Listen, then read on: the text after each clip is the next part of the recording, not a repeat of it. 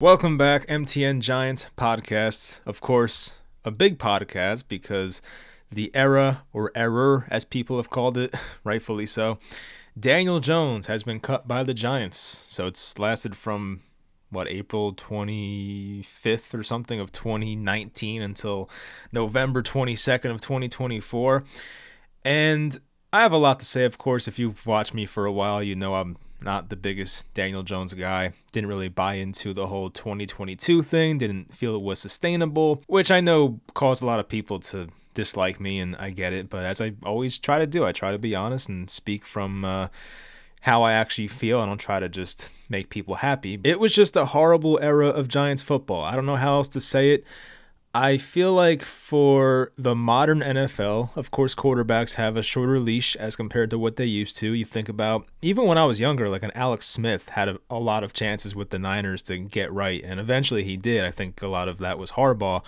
But to get 6 years in this type of environment in the NFL and playing at this level is just crazy. So I know a lot of people are like, oh, the Giants, they did Daniel Jones dirty. The Giants treated him like crap and blah, blah, blah. I could argue on the other side that the guy got lucky. He got 6 years and he made this amount of money from the Giants. So I think overall, like, some people are kind of upset that Jones is being mocked by ESPN, which we'll get to that story. That was pretty crazy. And, you know, some other fans. I understand he was a nice guy. He was a great teammate. First one in, last one out type shit. I get it, right? But at the end of the day, and I've always said this, it's a performance-based business. It's a results-driven business. And the truth is, the Giants under Daniel Jones have been awful for 5 out of 6 years. And awful's not even putting it the right way. I mean, 5 of those 6 years were just borderline unwatchable. So you had 5 years of like unwatchable, embarrassing level football. You have 1 year where you get the bounces and things go your way. You make the playoffs, you play a bad defense, you win a playoff game. But the rest of it was horrendous. And I think all the criticism is deserved. I would not criticize Jones the person. He did everything right. But when your performance, and look, he's an NFL quarterback playing in New York. It's not like he's just a guy working a regular blue-collar job or something. Like, it's not like you're going to his office to heckle him. He's like, this is a professional athlete. So I feel like people are just really overblowing it. There was the whole ESPN thing, which I do want to get to. And Pat Hanlon, who works for the Giants, apparently called ESPN to complain about the way they handled the Daniel Jones segment. And I forget who the lady reporter or the analyst was on ESPN, where she had a segment about Jones. And it was, I'm a person that I really don't feel too bad for Daniel Jones, so I'm going to have a different perspective than most people.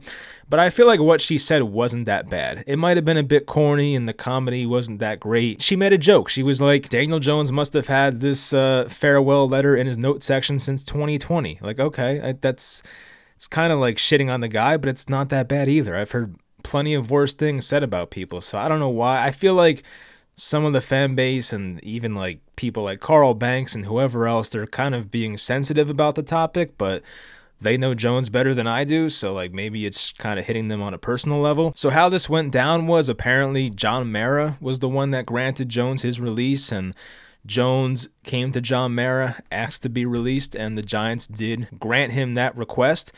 And it was a weird day on Thursday with the Giants. You had the report coming out that Jones was the scout team safety, which is like, it's not a big deal. I feel like any quarterback playing scout team safety is not a big deal. But of course, when it's Daniel Jones, a guy who was the starter for the past 5-6 years, it's going to be kind of blown out of proportion. And the whole thing became a distraction. I think Jones might have been a bit humiliated. He also wants to play. I mean, that's a big part of it as well. I feel like Jones probably thinks, I'm the best quarterback on this roster. I should be playing. You know, I don't know how he would think that. It's not like DeVito and Locke are good, but still, I mean, Jones, from a performance standpoint, definitely deserved to be benched, but the guy does want to play. Jones knows there's no shot he's seeing the field the rest of the year.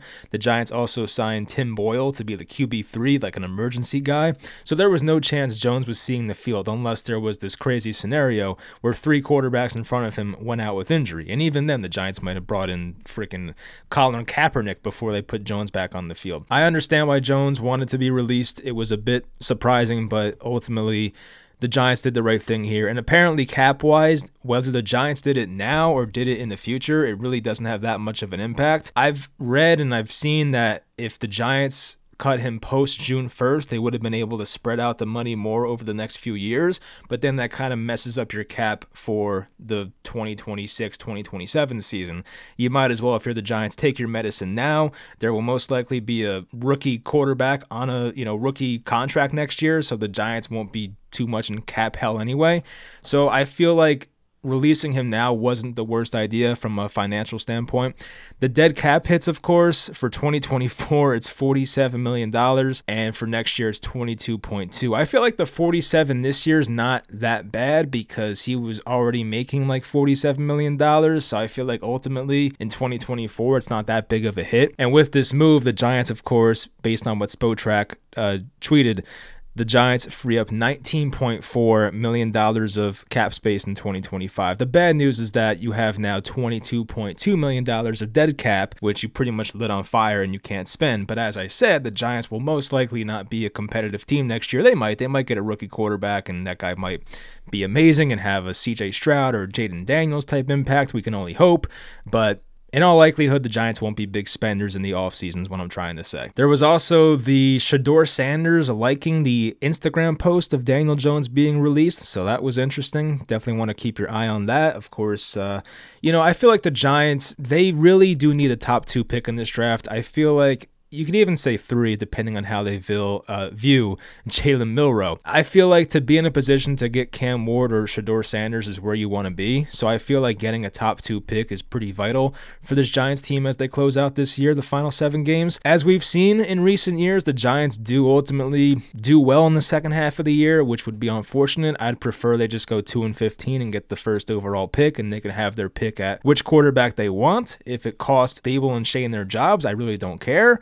Not like they proved anything anyway besides the first year. So for me, I think getting a top 2, even top 3 pick, but I would say specifically top 2 is just so important for this team the rest of the way. And we'll see if DeVito can, spark this team, which is, it seems to be the key word is spark when it comes to DeVito. But it's not like DeVito was that good last year. He played maybe 1 or 2 good games. I feel like versus Washington, he played pretty well. He played pretty well versus the Packers, but it's not like he was that impressive. I feel like a lot of it was just the Giants getting a lot of turnovers. I went back and looked. I mean, the Giants won the turnover battle like 12-2 in like 2 of those 3 wins. So it's like, I feel like a lot of luck was on their side, but we'll see what this DeVito era brings us, and we'll see if he starts the rest of the year. I'm not sure, honestly. He might start the next 2 games. It might go terribly. They'll have a long week after Dallas on Thanksgiving. They might go to Drew Lock the final 5 games of the year. There's a lot of ways this can play out. It just seems like this Giants team is so against tanking, and it pisses me off. I mean, obviously players can't tank, coaches can't tank, but front offices definitely can tank. We've seen that happen before. The way the Giants went about it last year, were like, you think about last year, the Giants could have traded Saquon Barkley and probably gotten like a 3rd or 4th round pick. They decided to keep him because John Mara had that quote saying that he hates trading guys at the deadline because it almost feels like you're giving up on the season. But if the Giants had traded Saquon last year, then like maybe things play out differently. Maybe Drake May is a Giant right now. Maybe Jaden Daniels is a Giant right now. Do the Giants win that, Patriots game without Saquon? I don't know. Like, do the Giants win some other games in the second half? Do they win the Packers game? I don't know. Do they win the Washington game? And they probably do because they had like 6 turnovers. But, things could have played out differently. And for John Mara to come out and say, well, I don't want to give up on the season. It's like, bro, you were like 2-6 to start last year. It's like, just do the right thing. It's about the future. It's not about 2023 and can we turn a 4-win season into a 6-win season. No one gives a shit. What mattered was getting Drake May or Jaden Daniels. You ultimately failed, but to come out and say like, oh, I don't want to give up on the season, it's just like, it's loser shit. I hate that. It's just such a short-sighted view of just everything. For Jones, the one season he was good, 2022, I'm going to put a graphic up here. It's just like, it's crazy the difference. So aside the other 5 seasons, not including 2022, he went 15-38, had a 55-42 touchdown to interception ratio, an 82 passer rating, and 1.2 turnovers per game. So just a horrible era of Giants football that I've said before. I've wanted Jones gone since the Tampa game in 2020. So we're going on like 4 years here. So I've been waiting for this day for a long time. I've wanted Gettleman, Jones, and Saquon off this team and off this franchise for a very long time. And it's finally here. So it feels good to kind of be free from these guys. There's some other guys I'd rather not see here. I'm kind of tired of some of the Darius Slayton quotes and what he's saying, so that guy can go, which another guy they should have traded. I don't know why the hell Slayton's still a Giant, but I'm not going to get into that right now. So anyway, there is a game to preview, believe it or not. The Giants do host the Tampa Bay Buccaneers. Last time I looked, Tampa was favored by 5.5 or so. Let's take a look at what it is now. It's Tampa by 6 now, so I do feel good about Tampa winning this game. They're getting Mike Evans back. I think Baker Mayfield is like such an, I don't want to say he's underrated, but like Baker's played so well this year, even with his receivers hurt. So I think the Buccaneers come in and beat the Giants. We'll preview the game for a bit quickly. So Tampa on the year, their offense is 5th in points. They're 8th in yards. I mean, they've been, even with the departure of Canales, who's now coaching the Panthers, I really thought the Bucs offense would take a step back. I was wrong about that. I might get their record right. I had them at 7 wins, but that's because of all the injuries, so I kind of feel like I was right, but the process was wrong. Anyway, offense looks good for them. Passing-wise, they're 10th in passing yards, 9th in passing attempts. They are 23rd in rushing attempts, but 10th in rushing yards. That's the thing about the Buccaneers that has been lacking, even ever since Brady's been there. Like, their run game has really been bad. It's like Leonard Fournette was not efficient. You had Rachaad White last year, who got a ton of work. He was good for fantasy football, but a lot of that was as a receiver and just finding the end zone. He was not an efficient running back. But this year, they draft Bucky Irving. Bucky Irving has been such a surprise for this team, so good. He's helped this running game become one of the, not best in football, but at least one where it's like, all right, we're top half of the league, maybe top 10, and it's definitely an improvement on what they've been the past 4 or 5 years.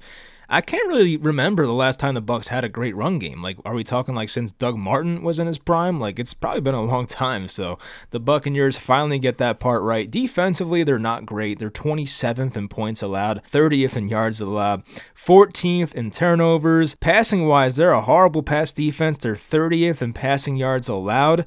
They are 16th in rushing yards allowed, so, you know, middle of the league. Vita Vea, of course, helps that cause. Offensively, the Buccaneers can put up points on you, but this is an opportunity for Tommy DeVito to walk into a great matchup and put up a good game. If DeVito can come in here and put up 200-plus yards and 2 touchdowns and no turnovers, it would be a good day for him, and this is a defense you can do that against. As I mentioned, from the Bucs offense, they're going to get Mike Evans back in all likelihood. Our old friend Sterling Shepard is their slot receiver, so that's kind of going to be, it's going to be weird to see that, seeing Shepard playing in MetLife in a different uniform, but, you know, good for him. I kind of felt like his career would kind of turn out how Victor Cruz's went, how Victor Cruz went to the Bears and he got cut before the year. I kind of figured Shepard would be the same way. He would go to Tampa, being training camp, but would get cut, but for him to make the roster and now making an impact, it's great to see that for him.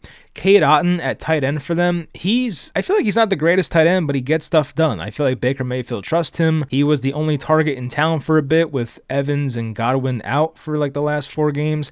So Cade Otton's really come on the last few games. Tristan Wirfs at left tackle, he's great. You have Graham Barton, the rookie center. Our old friend Ben Bredeson's at left guard. So like the offensive line is decent for this team. Wirfs at left tackle is obviously the best one. Baker at quarterback. I mentioned the running back rotation of Rachaad White, who's more of a receiver. And then, of course, Bucky Irving, who's been a really good in-between-the-tackles runner for them. They have other receivers like Trey Palmer, and they get Jalen McMillan back, who was battling a hamstring injury of his own. So we'll see what those young guys can do. Palmer's a big play guy. McMillan could pretty much do everything, but he's got to be healthy. And for the Giants defense, we'll see. Can Deonte Banks have a nice game versus Mike Evans? Can Andrew Phillips, who right now is PFF's #1 cornerback. I mean, so far this has been a great draft pick by Joe Schoen. Of course, he was a 3rd-round pick. So at least right now, Drew Phillips is looking incredible, so we'll see if that can continue. Cordell Flott, he's had his up and down moments, but he'll be across from McMillan a lot in this game. We'll see what he can do in that matchup. Seems like Jason Pinnock should be back. He did miss the game versus Carolina, I believe. Kayvon Thibodeau is looking to make his return to the lineup. He was a full participant on Thursday and Friday in practice. And who else? I mean, Micah McFadden has this heel injury. The Giants website has it as he. I guess they forgot the L, but I'm assuming that's a heel injury. Malik Neighbors has the groin injury, which he did battle like a few weeks ago, but he did play back in week 7 through the injury, so I hope he's okay. And that's pretty much it. I mean, for Tampa doesn't really have that many like guys listed as out right now. Jamel Dean is questionable with a hamstring, but he practiced in full the entire week. I'm assuming he'll be good to go. I mentioned Mike Evans. He should be good to go.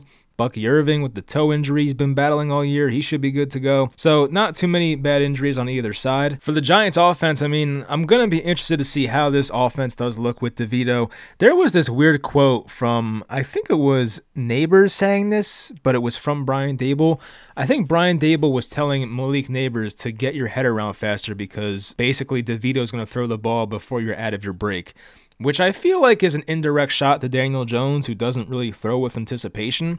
So you can take that quote as you will, but that was definitely one where you're like, what did he mean by that? So I don't know. Slayton on the outside, Wan'Dale, Neighbors, if he plays, should be out there. If not, of course, we might see some more Jalen Hyatt, which might be a bad thing at this point. Well, probably a good thing if you want tanking.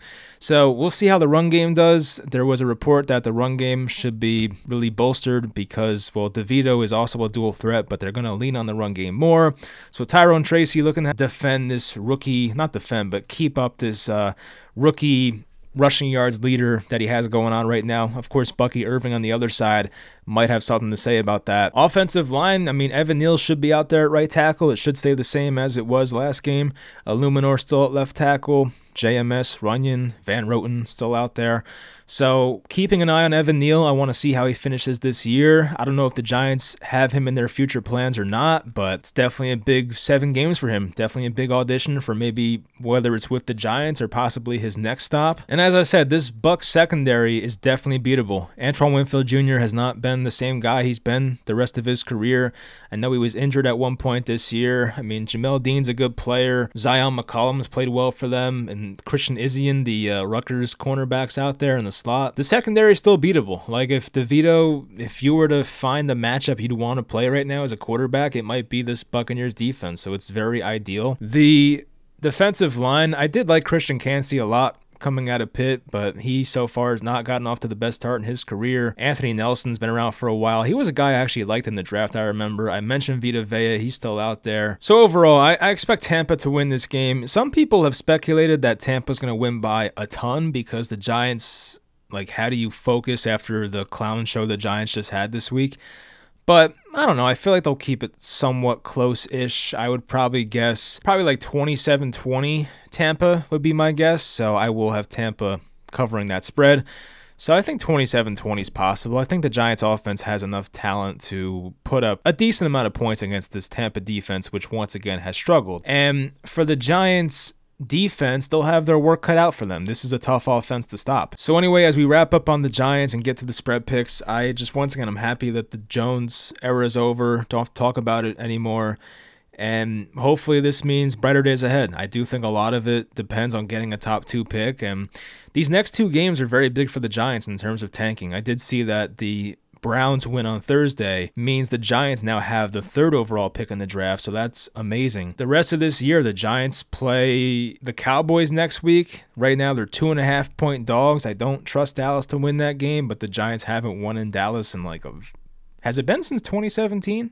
Or 16, sorry? It might have been since then, honestly. I mean, we beat them at home more recently, but I forget the last time they won in Dallas. It might be that game where Terrence Williams stayed in bounds instead of going out of bounds, and the Giants won that week 1 game. But Tampa this week, I'm assuming Tampa wins that. I'm really concerned about the Cowboys and Saints back-to-back, especially the Saints game coming off extended rest. That one concerns me, but if the Giants can go 0-2 in this stretch going into Black Friday, I'm going to feel great about it. I'm going to feel great about the team and where, well, not about the team itself, but the draft position and the chances of getting a top 2 pick. If they lose these next 2 games, it should be right there for them, right? You faced the Saints, as I mentioned.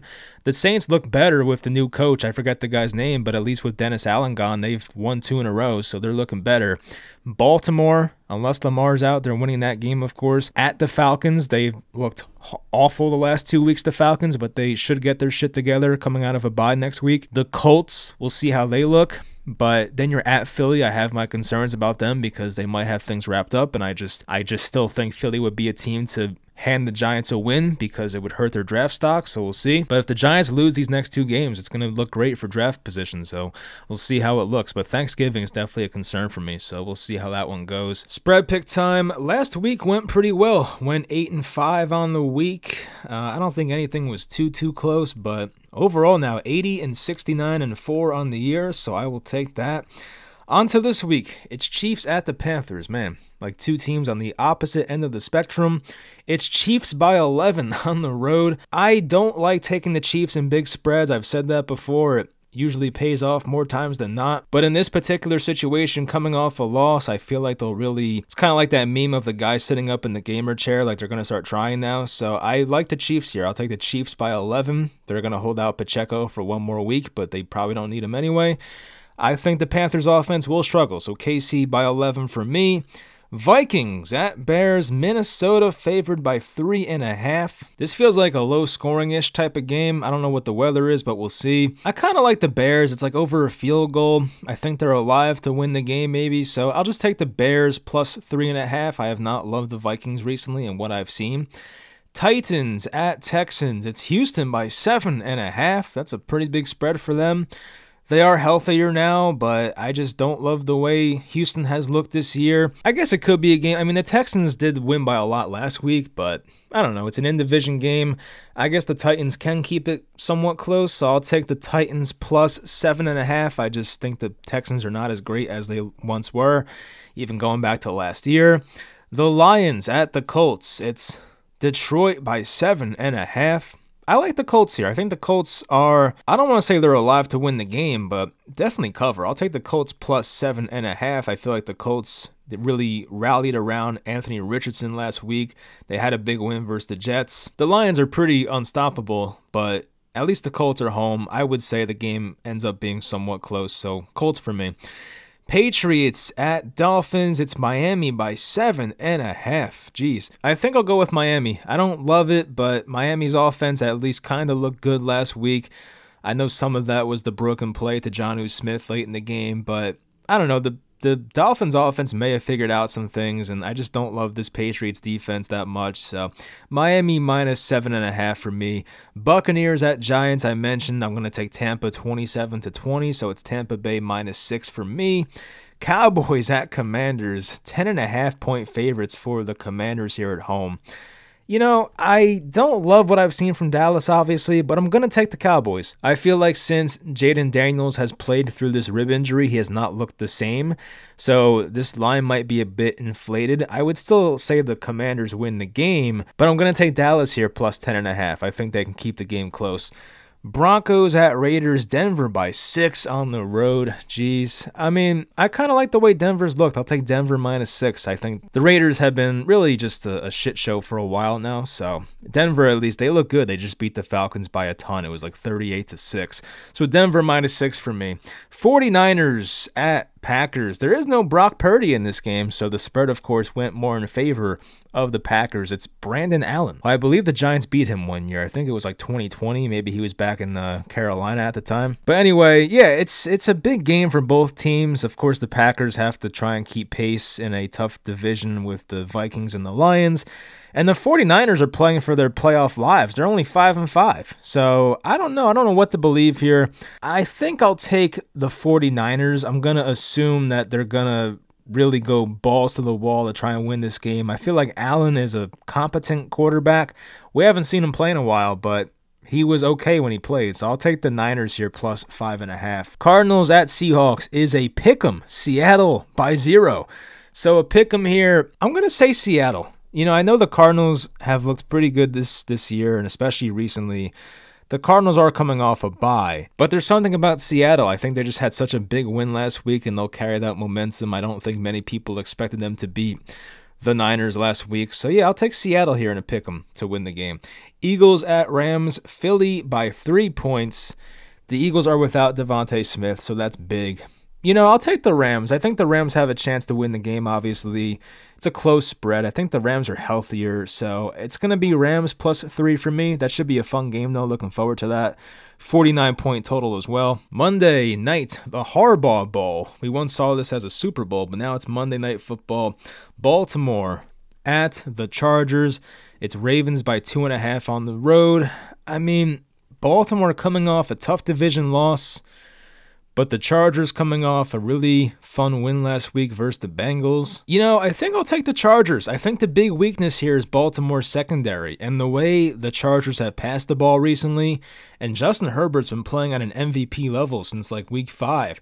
So I think the Chargers offense will be fine here. It might be too much for the Ravens defense to handle. So I'll take the Chargers here, plus 2.5 at home. So anyway, that'll do it for the spread picks, for the preview, for the great news of Daniel Jones being out of our lives. And by the way, we'll see where he goes next stop. I mean, some people have the concern that Jones will go elsewhere and thrive. I just have zero concerns about that whatsoever. And people have the, counterpoint of, well, Geno Smith did it and Sam Darnold did it. And then I went back and did the research. And when I did the research, it was interesting. Daniel Jones in his first stop with the Giants had 69 starts. Sam Darnold with the Jets had 38, and Geno Smith had 30. So I feel like the sample size with those guys is way different. I have no threats or no fears that Daniel Jones will go to another stop and be the guy and be a great franchise quarterback. I don't. He might be a little better because the environment might be better. If you plopped him in San Francisco right now, if the Purdy shoulder injury is worse than they're making it out to be, then maybe Jones looks okay with that team. But I have no concerns about him being the next like Geno or even Baker Mayfield. I just do not see that happening. The guy's not a good passer of the football, so I just don't see it. So anyway, hope you guys enjoyed, and I'll talk to you guys next time.